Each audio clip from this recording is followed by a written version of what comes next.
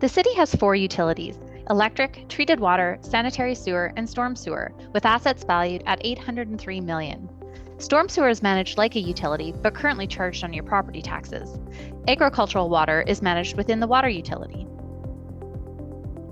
One of the city's main responsibilities is ensuring that residents have dependable and sustainable utilities in the long term.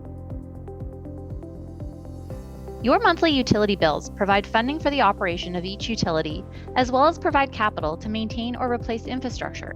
This capital is saved over time in reserves, so we have the funds when we need them.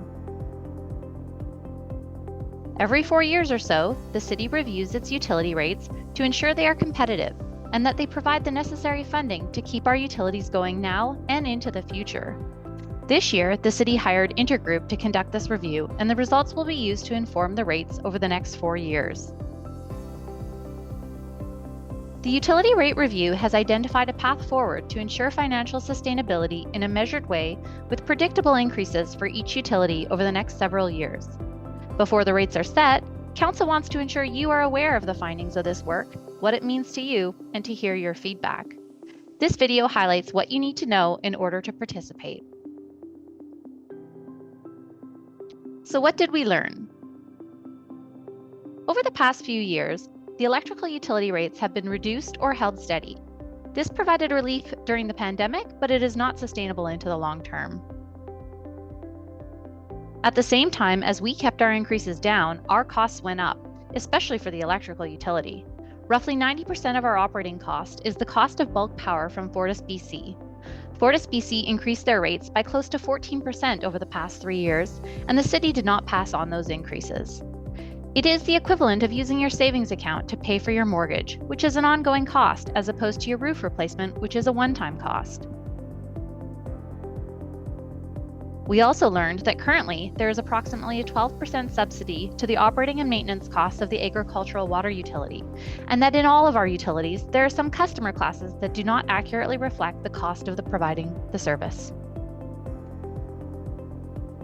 The report includes 6 key recommendations to ensure the long-term financial sustainability of our utilities. First, the recommendation is to implement rate increases that support the city's asset management investment plans.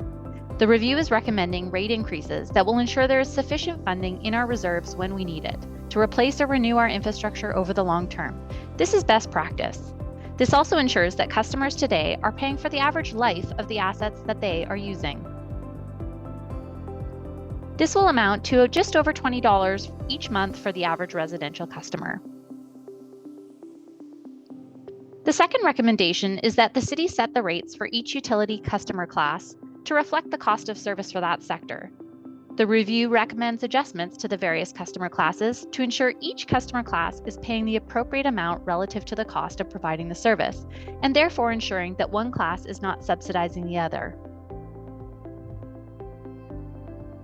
Number 3, introduce an inclining rate structure for residential customers with a 3/4-inch meter to encourage conservation. An inclining rate structure is a commonly used tool to encourage conservation. The idea is that customers pay a lower rate for water that is typically consumed as an essential need, while water that is used for more discretionary purposes is a higher rate. With an inclining rate structure, higher consumers pay more.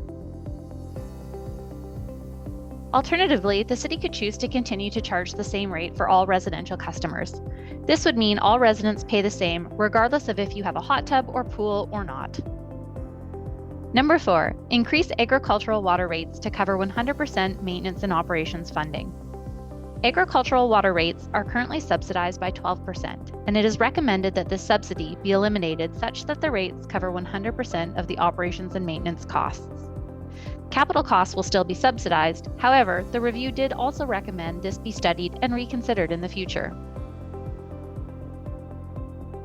The alternative is to continue the current practice, which subsidizes agricultural water by 12%. Number 5, update reserve policies.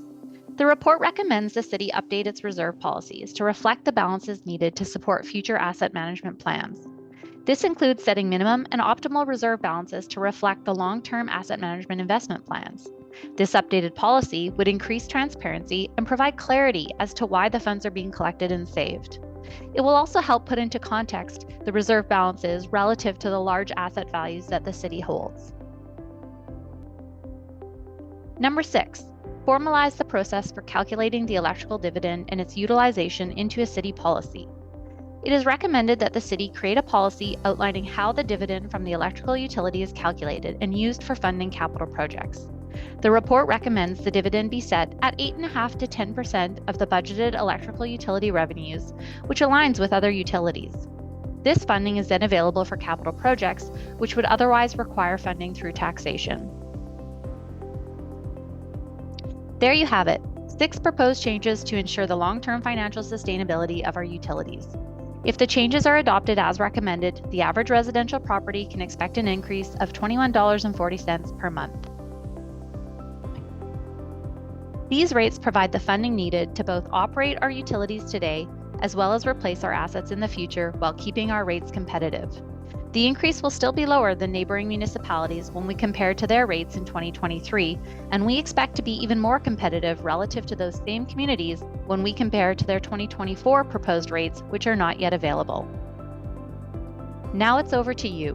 What do you think about what is proposed? Let us know before September 15th at shapeyourcitypenticton.ca.